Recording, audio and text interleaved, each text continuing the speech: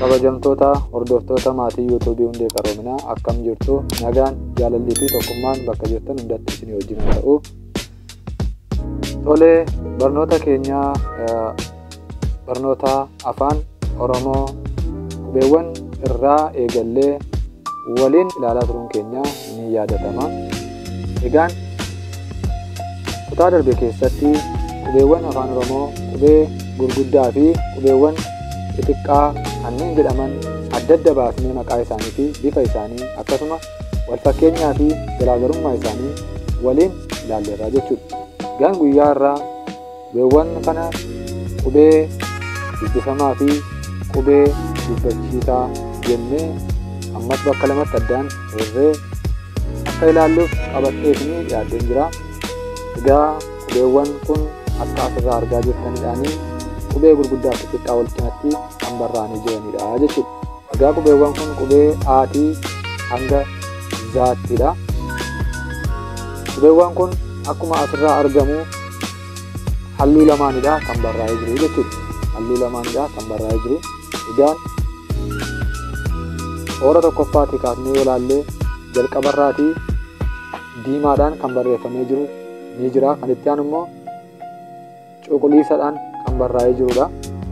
Egaa qubeewwan kana qubee dubbachiisaa fi qubee dubbifamaa jennee bakka lamatti kan addaan irre ittiin adda baasuudhaaf jechuudha. Egaan asirraa akkuma ilaallu qubeen jalqaba diimaan barreeffamee jiru kun qubee dubbachiisaadha jechuudha. Dubbachiisaa yookaas dubbachiistuudha.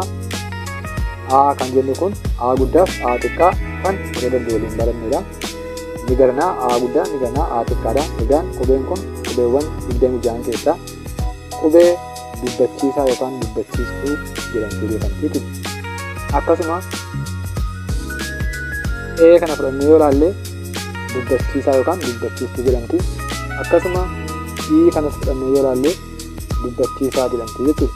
Akkasumas haaluma kanaa itti fufnee Ooti akkasuma U yoo ilaalle warri kun dubbachiisaa yookaan dubbachiistuu jedhamu jechuudha. Qubeewwan afaan Oromoo 26tu jiru jenneerra akka waliigalaatti 26 kana keessaa egaa isaan kun shanan qubeewwan dubbachiisaa yookaan dubbachiistuu jedhamu jechuudha. Egaa kanneen kanaan ala hundi isaanii kanneen cuquliisaan barreeffaman kun hundumtuu qubee dubbifamaa jedhamu jechuudha. Qubeewwan dubbifamaa jedhamu jechuudha. Qubeewwan dubbifamaa baay'inni isaanii meeqa jechuudha? Qubeewwan dubbifamaan 26 hir'isuu 5 shammaaloodha jennee dubbachiistuudha jennee jechuudha. Walqixa meeqa? 21. Baay'inni qubee dubbifamaa meeqa jechuudha? 21dha jechuudha. Egaan akka waliigalaatti qubeewwan afaan Oromoo baay'inni isaanii 26dha. 5 dubbachiisaa yookaan dubbachiistuudha. 21 immoo maalidha? Dubbifamaadha. Qubeewwan dubbachiisaan kun qubee 5 jenneedha baay'inni isaanii. Isaanis A, E, I, O, O, U jenna jechuudha. A, E, I, O, U jenna jechuudha. Warra kana shananidha jechuudha.